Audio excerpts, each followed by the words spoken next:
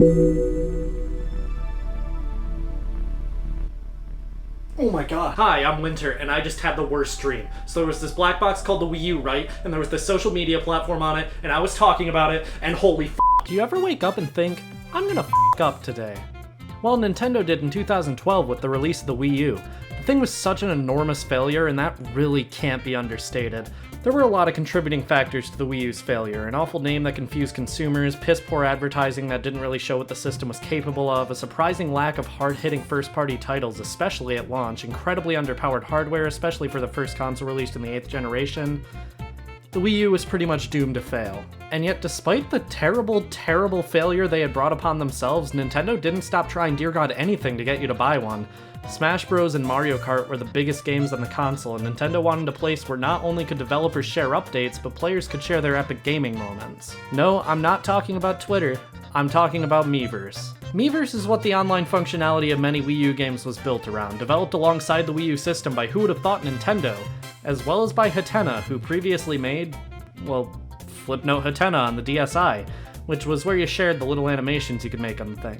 In a way, Miiverse is somewhat reminiscent of Flipnote Hatena, except instead of genuinely impressive and cool user content, you'd see a lot of comments from kids who think dad left for milk and hasn't come back jokes are funny. And to be fair to those kids, they are kind of funny. Miss you, Dad. Miiverse also launched on the 3DS about a year after the Wii U.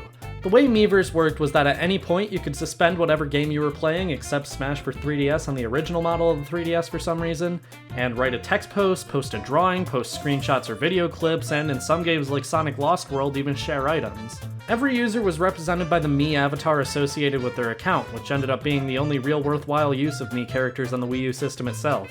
You liked posts here by leaving a yeah. No! Also, Miiverse had tone indicators, and I think that's pretty funny given the context of the service. You could choose your Mii avatar's expression for your post so people would know how you really feel about this funny looking thing in Mario 3D World. I find it kinda weird that Nintendo didn't change yas depending on the tone of the post though. No, they changed the punctuation of the yas.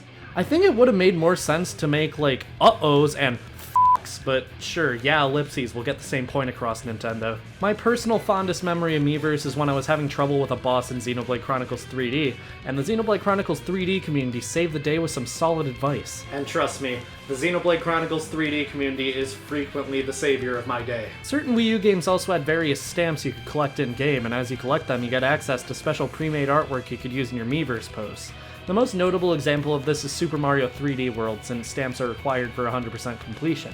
I feel kinda bad for games that use stamps that release near the end of Miiverse's life. Like, Twilight Princess HD made a big deal over adding stamps to the game, but then Miiverse was discontinued only a year and a half after its release. Yeah, Miiverse was shut down permanently on November 7th, 2017.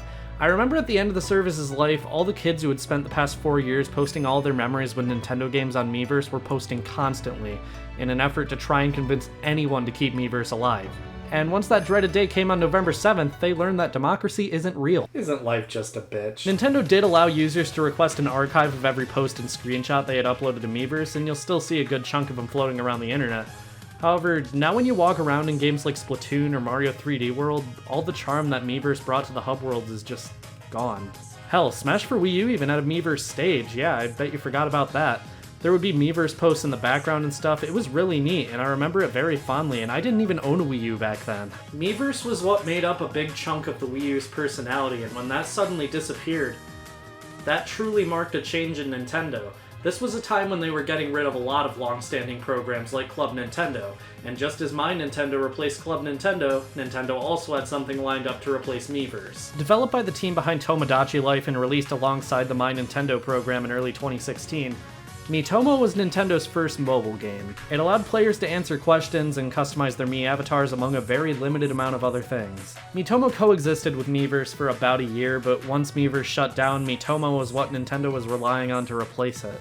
Unfortunately for Nintendo, when you don't continuously update a mobile game and expect players to never get bored with just answering questions, you aren't going to have a big success in your hands. Obviously, Miitomo garnered a ton of attention when it first launched. I mean, it was Nintendo, a company who's known for putting out quality products and Paper Mario Sticker Star. Their very first mobile game.